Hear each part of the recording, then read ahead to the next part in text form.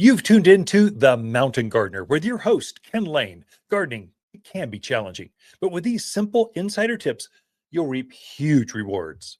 Now, let's tune into today's Mountain Gardener with Ken and Lisa. And welcome to this week's edition of The Mountain Gardener. Your host, Ken Lain, here every week, talking about the landscapes of northern Arizona. And here we are, deep into the holiday season. And I have had to do some garden work because we've had our first party at our house. We're just things are looking a little messy out there. And I was worried about people tripping or losing their footing or not finding the way because of all the leaves in the front yard. I've got this beautiful, just stunning Prescott Blaze maple. It's been there for 15, 20 years. You can put your arms around it, the trunk, but it's no way you can get your hands around it. It's got to be every bit of 2 feet around. And it is 30 feet tall, 15 feet wide by the driveway. It's beautiful. Provides shade. The birds love it. It's the place to go to in the morning to keep the sun out as you read the paper when the season's right. Not this morning. It was too chilly, but it's one of my favorite spots for morning gatherings. It's a fountain out there, water's flowing through. The hummingbirds go to it. Right now, the robins and the smaller birds are in the fountain, kind of going, "Oh, here's some water for me." And then I've got a thyme lawn. It's like a courtyard. It's patioed. When the kids left for college, I basically paved over the lawn and put down a patio and surrounded it with this beautiful garden setting. And then instead of grass, because I don't want to mow anymore, I don't have the kids to mow for me, I've got to do it. I don't want to do that. That's not fun for me.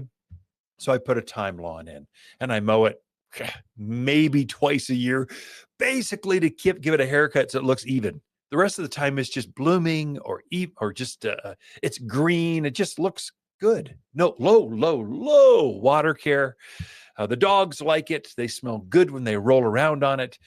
Their pee doesn't spot it. So that was what I was worried about. Nope, no problems. So thyme lawns are great. But when you put a 3-inch layer of maple leaves on top of it, I was actually worried about it being suffocated or damaged by not being able to see the sunlight. So, having our first party this week, I was motivated to clean it up. Not because of my thyme lawn. I mean, yes, it's basically there were just piles of leaves rolling around on the front patio area, going to the front door. It was unsightly. And it could have been dangerous. So I took an hour and I raked it all up, got it going. Now, this tree, it's big.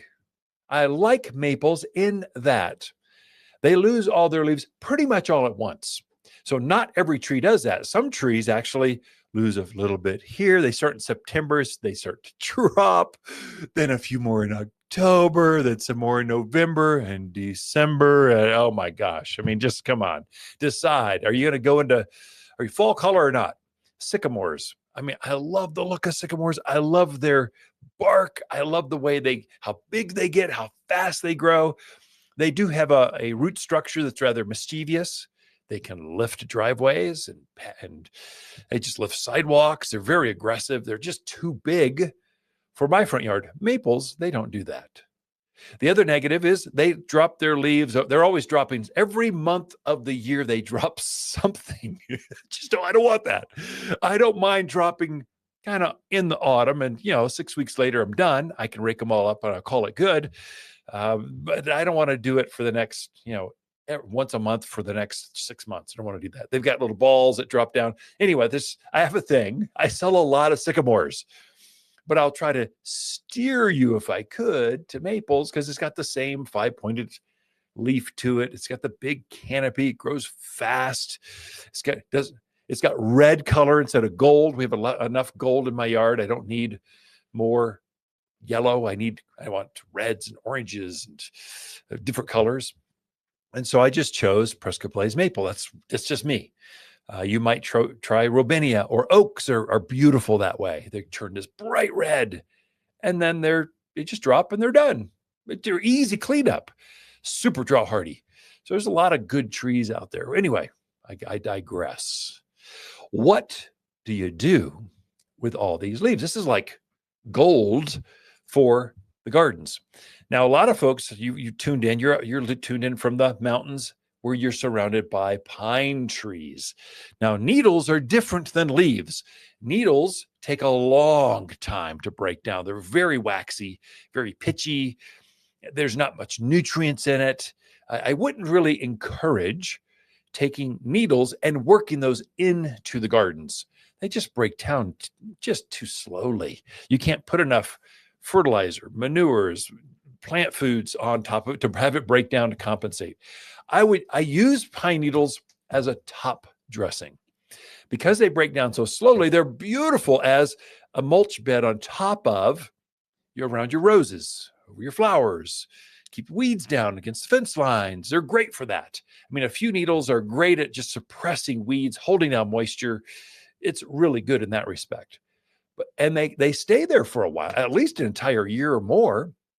And then when they do finally break down, they're good compost for the gardens. So, but I prefer deciduous trees, those trees that lose their leaves. It's aspens and maples and sycamores, oaks, robinias, locusts, all these kind of things. Silk tassel tree or mimosas, they're all really good. When those leaves break down, they break down much faster, and they have much more nutritional value in the structure of the cells of the leaves. So they're much better at amending the gardens with leaves over needles. That's just some advice I'll give you. What I do with mine, so I'm going to pick up my maples from the front yard, and I'm going to put them around the backyard because they're kind of unsightly. I've got some areas where they can compost and break down and do their thing over the long term. I could add them to my compost pile, but I'm a birder. I love birds. I love to see the birds. The winter birds are different than the spring birds, and there's birds everywhere. It's ridiculous, actually, sometimes. Birds love in the winter to peck around in the foliage to look for worms and things underneath the leaves. It's just entertaining for me. It's entertaining for them. It's a good thing for them. So I like to spread out my leaves on certain areas of my backyard where I can have it more naturally composting. And so what I did, I got a few bags of, and this is kind of my name's Ken. We're just neighbors talking over the back fence. This is working for me. It'll probably work for you. I took a few bags of manure. Seems weird, I know. But I'll put manure down where I want some more nutrients in my gardens. So I've got a certain area it's kind of schlepping off. I'm on a serious grade. I wanted to raise it up a little bit, not with manure, but just kind of give it more elevation change, keep the trees and shrub, they use up the soil. So I'm trying to reinvigorate the soil so they stop using it, or I can just keep up with their use. So I put some manure in this area, and then I put leaves on top of it. Now here's why. So manure is very rich, but it's got a mulch look to it. Now our manure is deodorized. It's composted for a year. It's not gooey and gross. It looks like mulch, but it's got more nutrients to it. I'm putting that down, but it has this I don't know, look to it that's more finished. I want it more natural for my birds. And so I put manure down. I put the leaves that I picked up on top of that.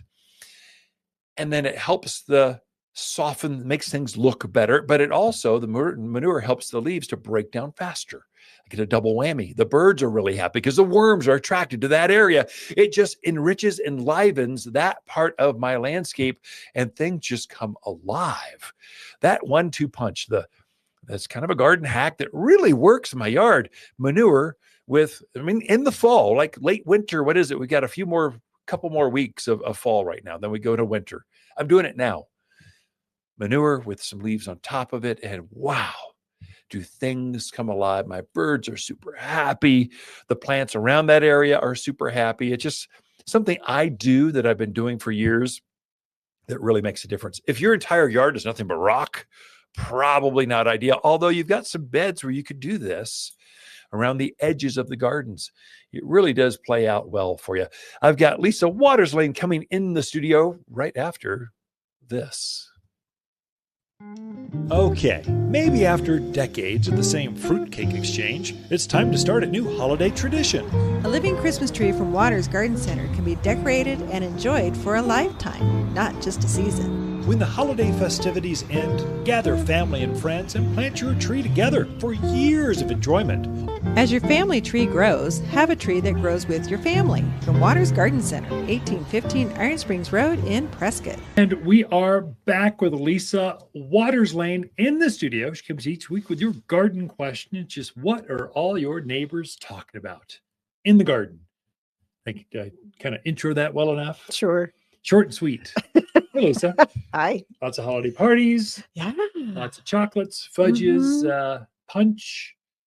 We haven't had any punch. No punch. No punch. Probably People is a do good punch thing. anymore. I don't know if people do punch anymore. I had a recipe for a punch for the Christmas dinner. Just going, you can make it so light that it kind of like it's Kool-Aid basically, and it's pretty because it's got fruits floating in it. Although fruits and flies not good, just fruits. I don't know. But do we have a punch bowl? Does anybody have? Remember, everybody used to have a punch bowl in the day. You had a punch bowl, little glasses. What do they call those? That special Tupperware stuff you get made out of glass. You collect Pyrex. Pyrex. Tupperware. It's not Tupperware. I don't know.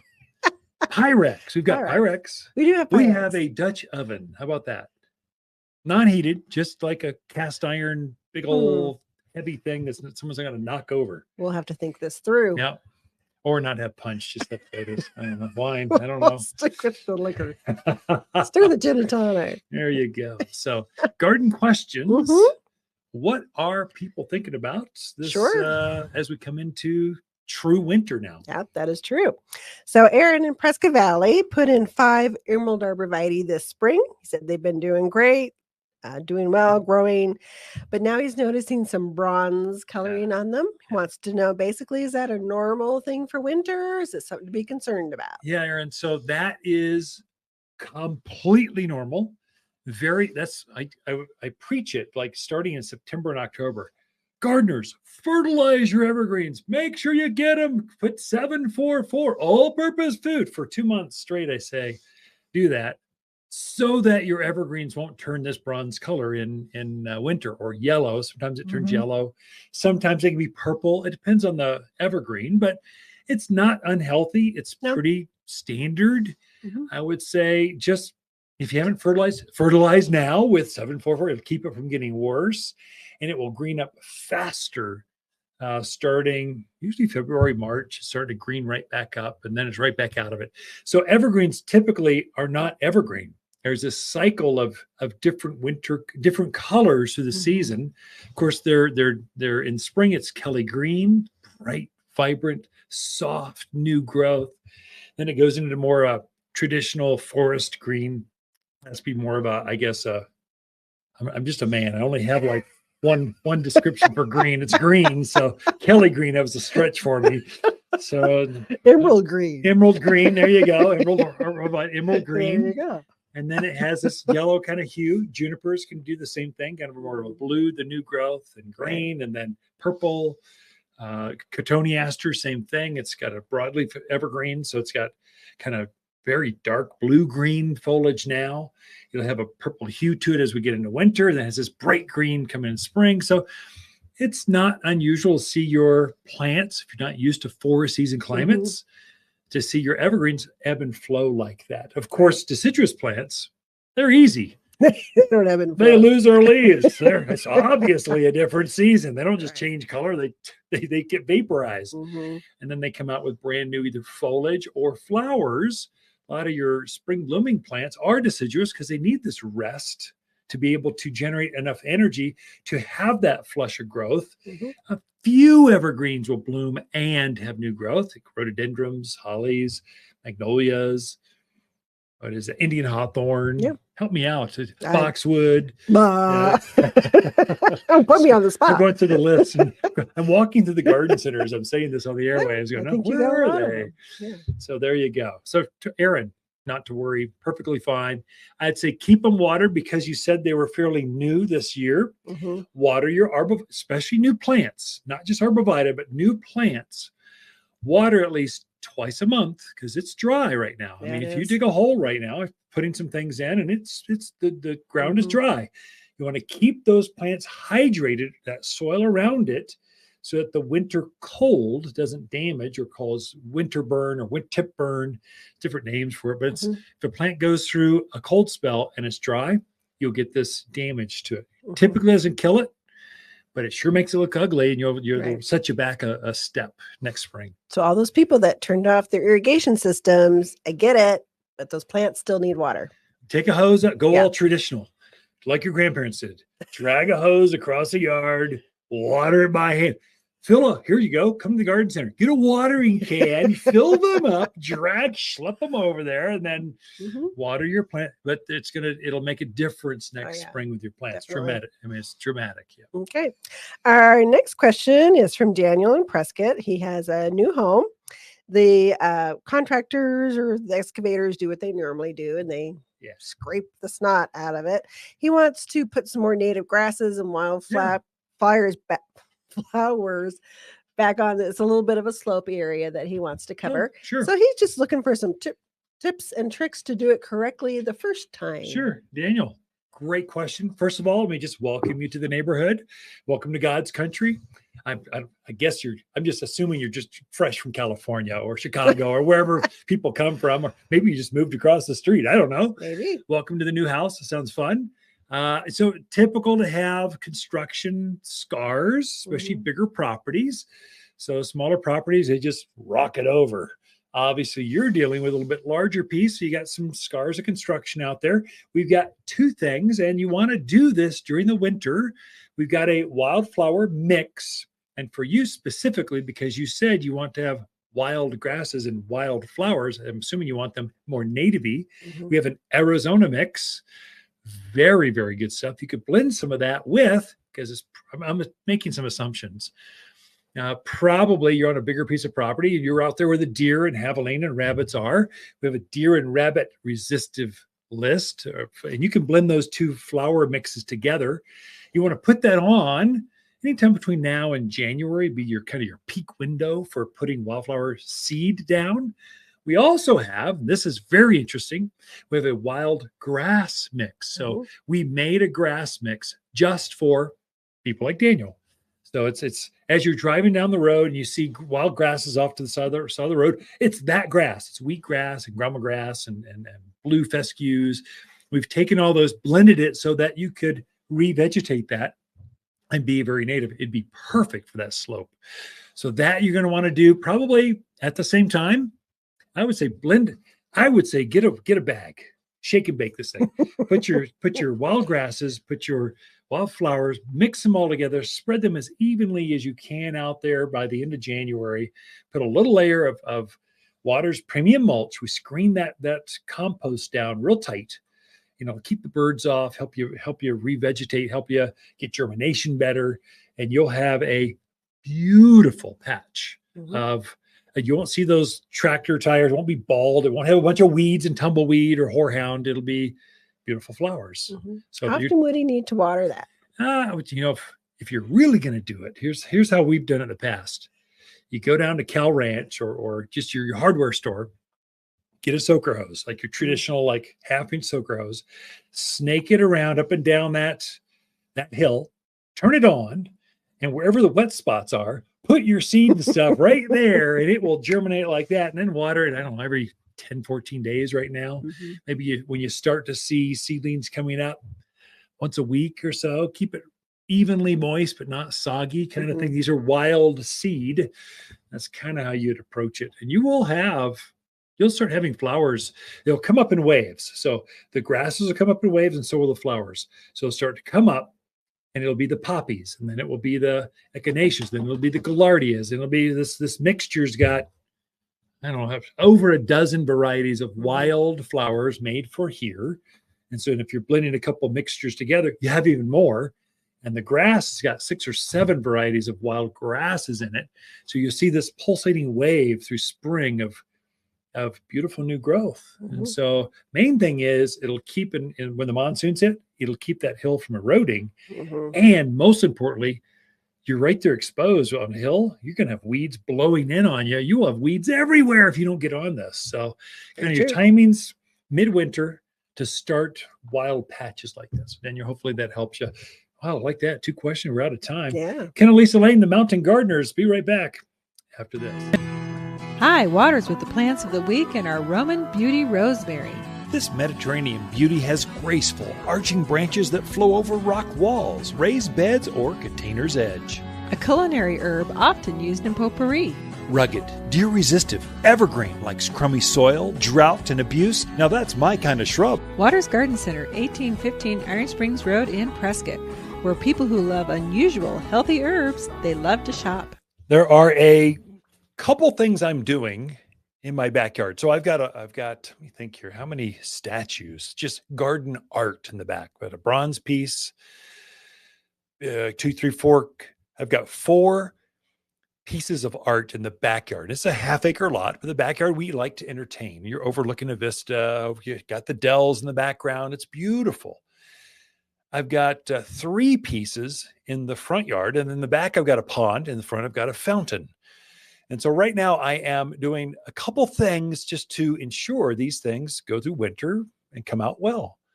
One, I have sealed all of my concrete statues with a clear sealer. It's like a Thompson water sealer. It just repels the water. I don't want my concrete to take in moisture and then, and then it freezes and thaws and it cracks up my finishes. Keeps the paint going. Gives it a gloss, makes them pretty, but I always do this. There's a spray can you get down at any hardware store, go to True Value or Ace, whatever, get a clear spray for concrete, boom. I just spray those on there and it just makes them go through. I've got some concrete pieces that are 20 years old. They're still beautiful. They still look new because I do this every about now. And then secondly, my ponds and my fountains, I'm only running those when it's not freezing. I don't want icicles forming for the same reason. I don't want ice to break up, and ice destroys things. Where it's just water, no problem. So I like to keep my fountains and ponds running because I'm a bird guy. Remember, I love birds. And so I'm keeping them out there for the birds. Now I do have, I've chosen select varieties or types. So I've got one fountain in the front yard. It's got a big concrete or piece of granite. And then the water feature is actually underground. So it's buried. It looks like this, it's called negative. You don't see the water. You're just seeing the flow. And because the main pool is underground and the granite comes up and it flows on top and flows down, I don't get freezing. And I have moved that. Generally, I have that coming on first thing in the morning. I like to read the paper. I like to take my iPad and just read the paper out in the front yard. I might or might not have my pajamas on. I don't know. But I'm out there just reading, relaxing. I love the birds, the sound of the water. It's magical. When it's a little chilly, we'll be in the front bedroom, which is kind of a sitting room. And we'll open the window so we can hear the water running. There's something magical about running water. Well, we run those in the morning because I'm in at work at 8, 9 o'clock in the morning. I'm up at 6 or 7 reading. I want to read. I want it running then. Right now, I've changed that. I don't want it running when it's freezing, and it can still be freezing at 6, 7, 8 o'clock in the morning. So I've moved all those timers to come on midday. So I've got my front fountain coming on 10 to 2 because rarely is it ever going to be freezing. I can't remember the last time it was freezing cold in the middle of the day, even in January here in Prescott, Arizona. The pond, I'm doing something similar. The pond, I generally will run morning and evening. So I'm out there. The birds love the morning. I have it coming on at 6 o'clock in the morning. I like to sleep with the windows open. And so when I hear that pond running, I go, oh, must be 6. It's almost like an alarm. It's magical. The birds love it. They're singing like crazy. And then at the end of the day, I'll have it running when I get home. So I don't have it running 24/7 just for me. I don't know. Trying to save water, energy. Why run it when I'm not out there? I'm working during the day. And so I run it when I am enjoying it. What I've done is I've changed, again, the pond to run when it's not freezing. So that pond will freeze over solid, like ice, solid on it. You could almost walk on it. That's not good for ponds. Again, ice destroys things. So it pushes out on the edges. It takes the skimmer box and gets in there and just causes grief. So what I've done there is I will move the timer so it runs middle of the day. 10 to 2 is perfect. The water's warm. It actually breaks up the ice. It helps melt it. But in addition to my ponds, they make what's called a pond heater. It's a floating rock, basically. Why a rock floats, I have no idea, but it's cute. You can't tell. They've got stock tank heaters, which looks like hardware. All they do is wrap a stock tank heater in plastic so it looks more formal, like a rock is sitting there in the middle of the pond. I keep it next to my skimmer just so there's no ice that ever forms. It doesn't keep the entire pond from freezing. It keeps a hole open. So the whole thing, so that it's not solid ice all the way across there. My birds can get to the water. And if you've got fish, it allows the toxic stuff that kind of builds underneath the ice, lets it out. And I noticed there's a halo effect that keeps my skimmer from freezing solid. So the skimmers where you hold the pumps, all the expense of a pond is in the skimmer, if you have a skimmer. So I've got my big old 1/2 horsepower motor there, and then it floats up to the waterfall that floats down here. It's a cycle. So I put my pond heater right there. I have actually put that on there. It's thermostatically controlled. So it only comes on if it senses the water is about to freeze. I think it comes on at like 38 degrees. So it's not on all the time, but it floats there all the time. So those two things, adjust things. Now, so for fountains that are formal out there exposed in the open, I think I would drain and cover my concrete fountains like in the middle of the driveway. Mine are underground, they're protected, or they're ponds that are more protected. Those are some things I'm doing for mine. I've done that this week. I think it might help you if you've got those yourself. Be right back. The holidays are here in Arizona's Christmas City, bringing family closer and those chilly winter winds. While you're decorating the outside, don't forget to brighten up the inside with exotic Christmas plants from Watters. Beautiful Christmas cactus and poinsettia are coming to town, grown exclusively by Watters in colors you won't find anywhere else. Unique, vibrant, and guaranteed to warm even the dreariest winter day. Check your list twice for exotic Christmas plants at Watters Garden Center in Prescott.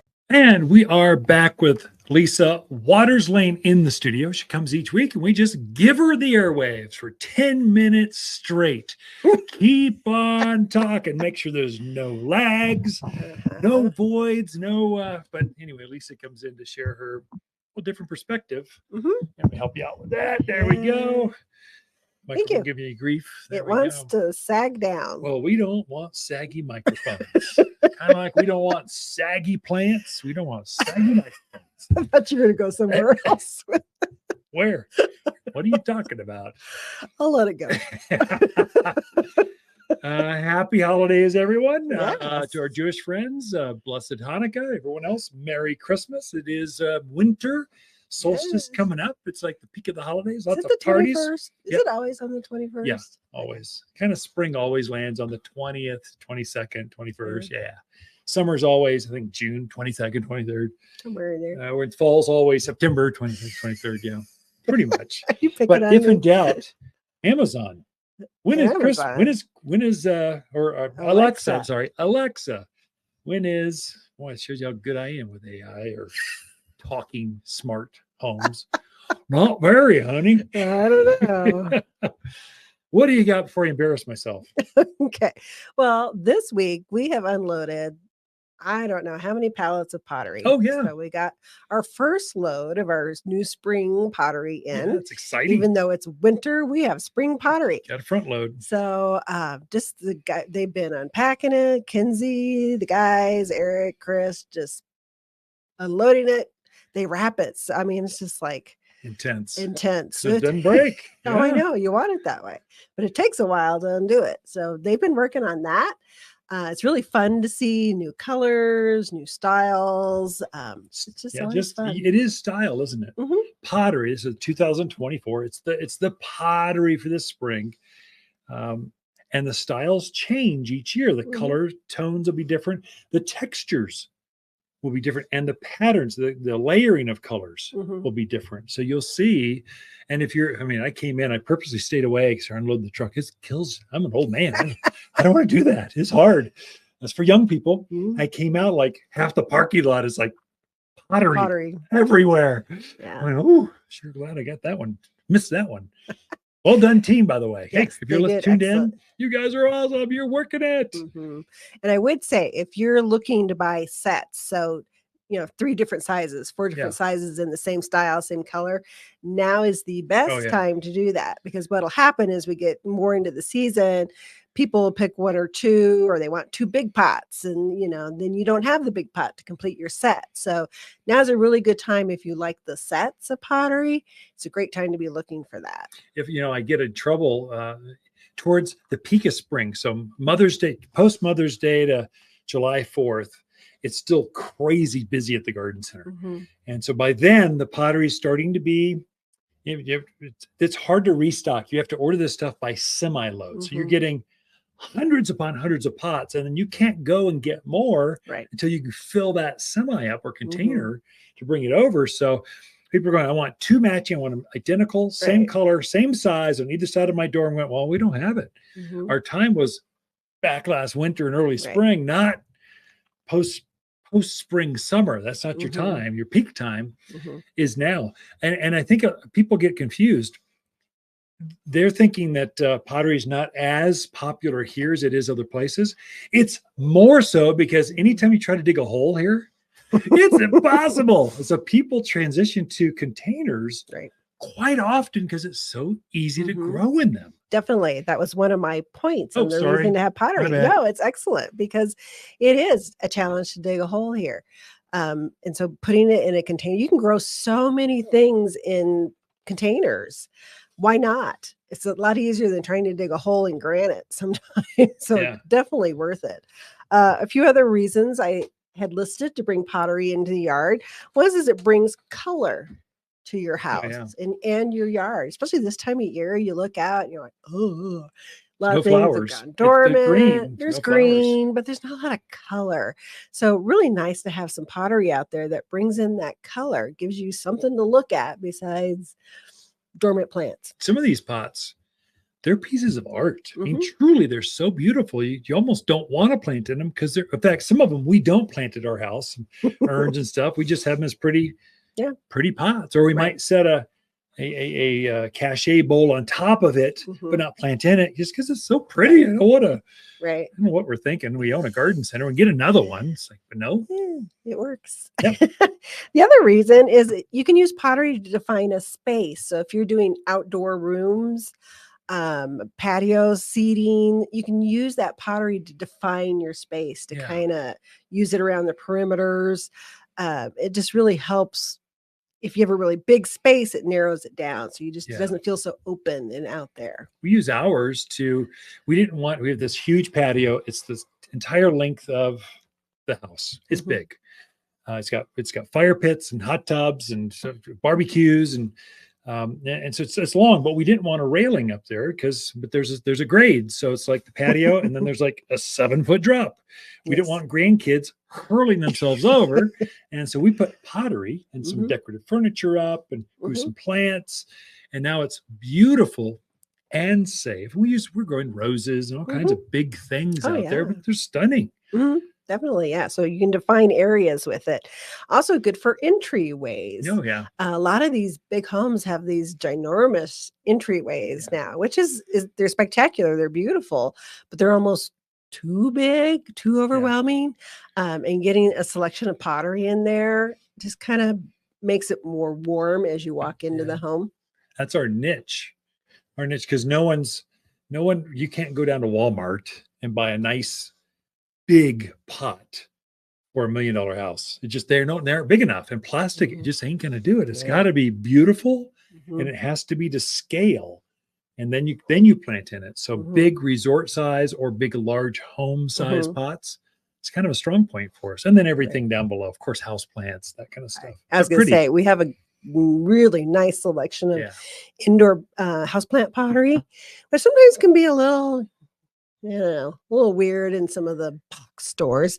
But we have really rich colors, the blues, the grays, the blacks, some really nice kind of, I always call them the 70s colors that are coming back. 70s, early 80s, that's in. It's definitely coming back. And they are actually very well done, beautiful colors, and so nicely to put your house plants in. It just ups the level of your indoor. If you have a new home, you don't want to run down and get that leftover pottery from the big orange or blue box. What you want to go down to where the interior designers are shopping for their pottery for their clients. And that's at Watters Garden Center, because they know when the cycles are and the styles and the colors, and they're trying to match tones and that kind of stuff. And now I can't believe you got the best interior selection I've ever seen. It's like, but house Really plants good. are big.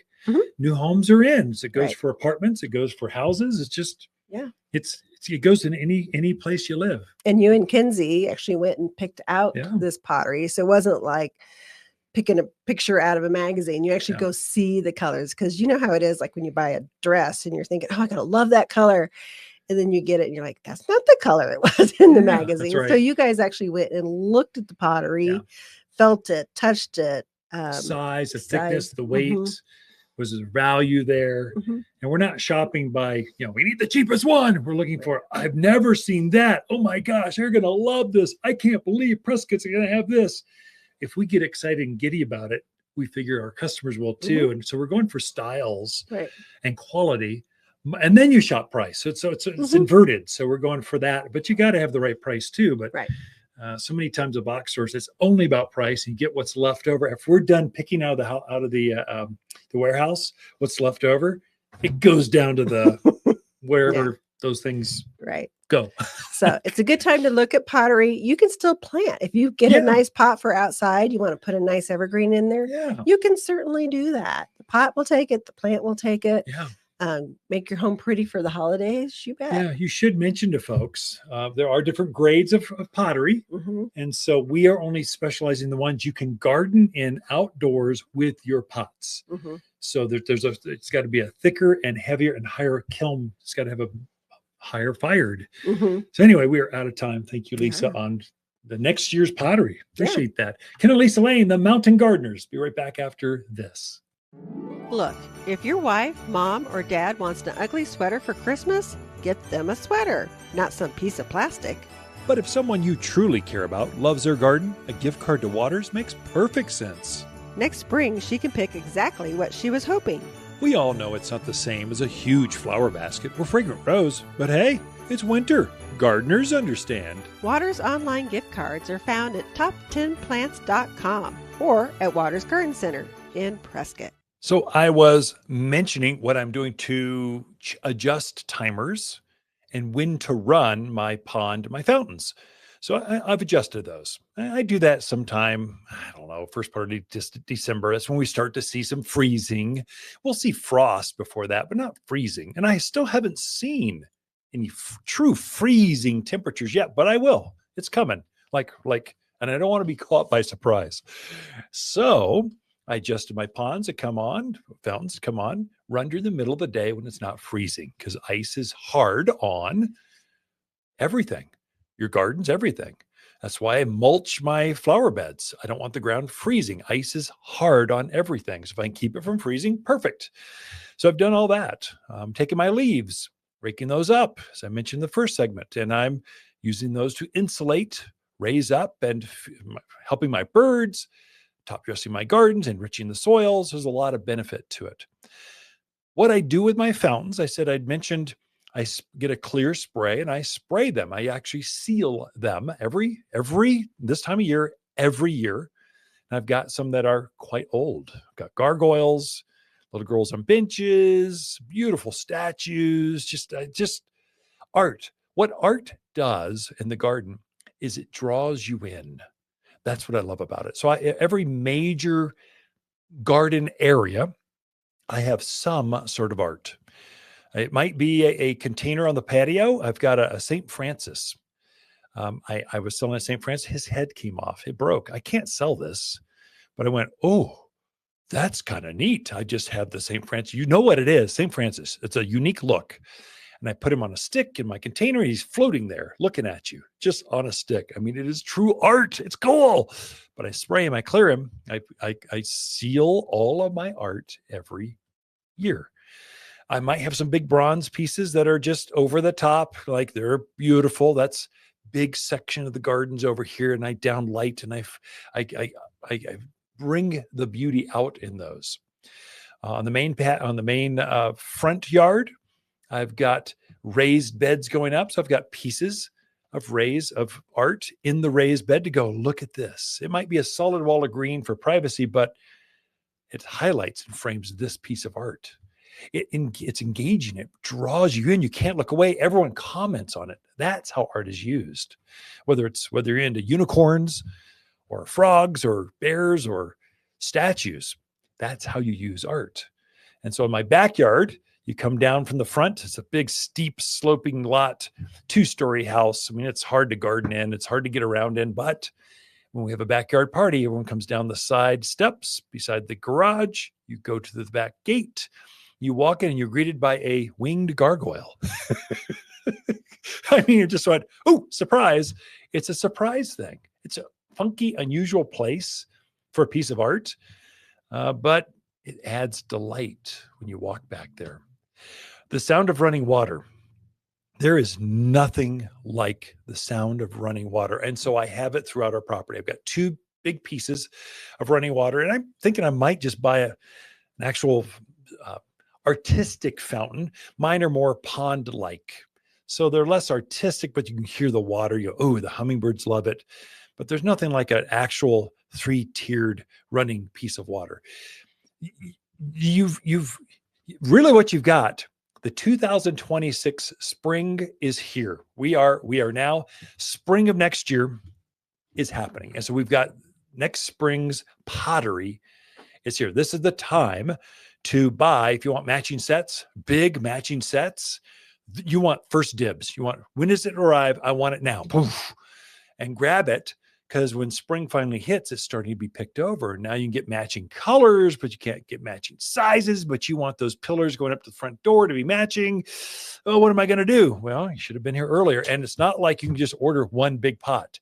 We're ordering these by container load. I mean, you've got to have 20 pallets of pottery all at once. It's hundreds, thousands of pieces are coming all at once. You can only do that a couple times a year. And so you want to know when they come and grab them early. The same with the first of the year's fountains and statues are here. Bird baths are here. We're starting to load up now because there's a lot of inventory to fill up a garden center. We've got 2 acres. And the season starts in February sometime. So we're starting to get these things early. And so these things we're showing off. And some of that's coming in because, well, pottery, it takes our weather and put it right out there. I have to worry about it. Fountains and statues, I have to worry. I don't want them filling up with water and freezing. That's not good for the fountains. It's not good for the pumps inside. So we have them undercover and we show you what they look like. They're not running though. But now's the time. You're seeing you're seeing next spring's fountains and stuff here. And so you grab them now and they make good gift items. I mean, come on. If you had a a lot of gardeners, they have everything. What are you going to get a gardener? Well, a gift card. Okay, that's good. We do sell a record number of gift cards this time of year. That's good. And they can spend it on anything they want. Gardeners are always thinking ahead. So, you're helping them think ahead. That's good. Helping them dream with a gift card to their favorite garden center. I get it. But if they see a piece of art, garden statuary, a bench, a fountain that they go, ooh, that's kind of neat. You go, note to self, come back later, buy that for them. You can get some unique things they can't get for themselves. So it's a good gift item. And that's why we stock up early with the fountains, statues, benches, that kind of stuff for the holidays. Then it quickly carries over to Valentine's and then Easter and then Mother's Day. It just carries through. But fountains get restocked, benches get restocked, bird baths get restocked, maybe 3 times a year. Again, these are big, a good quality one, big, heavy, engaging pieces. So you can't just ship one thing and make it affordable. the shipping affordable. You have to get entire semi-loads all at once to mitigate the shipping. Yes, you could probably have that one thing delivered to your door at your house. We could probably do that for you. But the shipping costs as much as the product does. It's crazy. It's just not practical. Skip tariffs on this is locally made US stuff. There are no tariffs on it. It's the shipping cost is still a variable. And so there's seasonality to it. So you as a garden buyer or as a garden art person or as a pottery bench, you want to know when's it coming? Oh, oof. So we're trying to get good enough to let people know what's coming and have it on our website so they can pre-order, put their name on it. I think I got this nailed down with the peonies. I think I have it nailed down with the roses. So here's what's coming. It's too early to plant them yet, but if you want one, to make sure you got one of the 10 Joseph's coats or fragrant clouds or Barbara Streisand blooming rose, we'll know what's here, and you can go. You put my name on that one. When they load up and when they deliver, we just go pull that one aside. That's for Mr. Smith over here. That's his name. So we got it. We're getting better at this stuff. This technology overlay to brick and mortar, even at for small players like us, we're good enough to pull that off now. I'm going to try to do that this year with the fountains. If we know they're coming, you can put your name on it before it even gets here. We pull it aside, or you get first dibs, or maybe even have it made with your name on it. I don't know if I can get that good next year, but I'm close. But for sure right now, fountains, benches, statues, beautiful selection of bird baths. Oh, they're gorgeous. And they're heavy. They're not this plastic cheesy stuff that takes flight or the first javelina is going to knock it over. No, these are like real bird baths. Here's another tip I can give you. Years of having art and stuff, I never take a piece of art and just put it on the ground in my gardens. I always get a stepping stone or a piece of flagstone. I never put it in soil contact because soil wicks up moisture, and you can lose the base of the structure of the plant or of the fountain or the bird bath or the statue I always raise it up and put it on some sort of surface. And that keeps the plant from wicking up. And when the monsoon rains come in July, August, September, I don't get all this splashing dirt coming up. So it keeps it cleaner and keeps it healthier, both. Those are just some of my insider tips on ponds, fountains, outdoor living, or garden art is what we call it here at Watters Garden Center. The holidays are here in Arizona's Christmas City, bringing family closer and those chilly winter winds. While you're decorating the outside, don't forget to brighten up the inside with exotic Christmas plants from Watters. Beautiful Christmas cactus and poinsettia are coming to town, grown exclusively by Watters in colors you won't find anywhere else. Unique, vibrant, and guaranteed to warm even the dreariest winter day. Check your list twice for exotic Christmas plants at Watters Garden Center in Prescott. So I needed a new watering can. I like metal watering cans, but they don't last forever. You'd think they would. Plastic actually works better. The big green 2-gallon traditional watering cans, but even those don't last forever because the sun breaks them down. They get weak and the handle breaks or something happens, or I drop it more than likely. But metal, I like metal. I like the way they look because my watering cans they're in the gardens. And so a pretty watering can is like a piece of art in the gardens. So I don't have to bring it in every time. Frequently, I keep them loaded up with fertilizer. So when I see, my hydrangea needs some more, boom, I just right there, it's ready to go. Boom, I'm not having to mix it up, get it ready.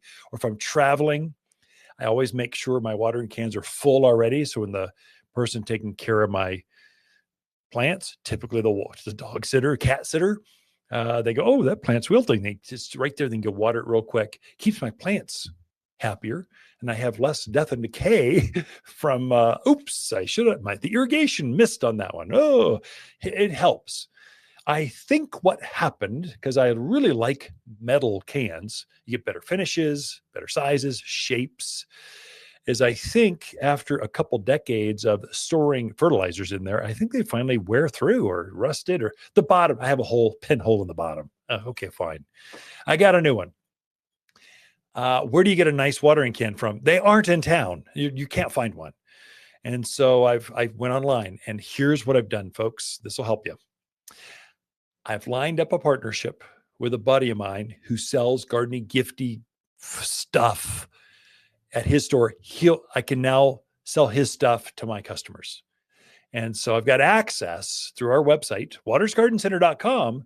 I've got fancy English watering cans, fancy pruners, beautiful rock art, bird baths. I've got all this gardening gifts, a beautiful bubbled greenhouse, not full on greenhouse, not like you need a permit. Like it's not the typical one you're going to get from the tool companies or Harbor Freight or whatever. It's fun, different, unusual, direct ship right from their warehouse, because they don't have a store, they have a warehouse, and they can ship it directly to your store. You can take a look at those. But anyway, I don't know if we got enough time to get it to loved ones before Christmas, but it's darn close. I ordered a watering can. A week later, it was here. So, but we're bumping up against a holiday shipping mania, like craziness, like shipping. It may or may not make it by Christmas, but if that's of interest, take a look. watersgardencenter.com. We set up a site that says shop, and it says online exclusive. You can only, not in store, just online, direct shipped from the warehouse directly to your house. And shipping $7.95, shipped nationwide. So we just said one flat fee will cost average it. I don't care if it costs more or less, $7.95. That's it, ships it. And it got here in a week. I ordered two, one blue, one green, and they're beautiful. I'm so pleased, so happy with my new watering cans, one for the back, one for the front. And they're so pretty. You can keep them outdoors for as long as you want. It's amazing what can happen. But if that's take a look, it's me selling it. I'm backing it, but it's on our site. But I've lined up with a warehouse buddy that can ship it directly to you. So he's got the stuff. It shows how many are in stock. I just don't know the shipping piece. It's so new. How long will it take?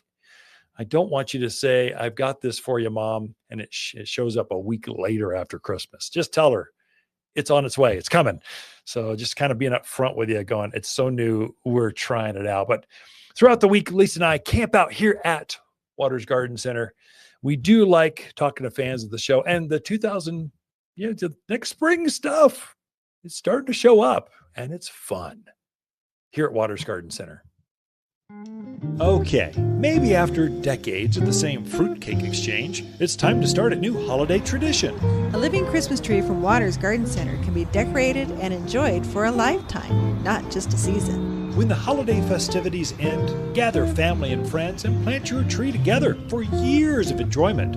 As your family tree grows, have a tree that grows with your family. From Watters Garden Center, 1815 Iron Springs Road in Prescott.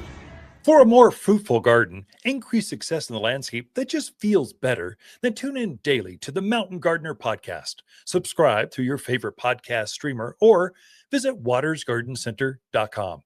Better yet, visit me directly right here at Watters Garden Center. Thanks for tuning in.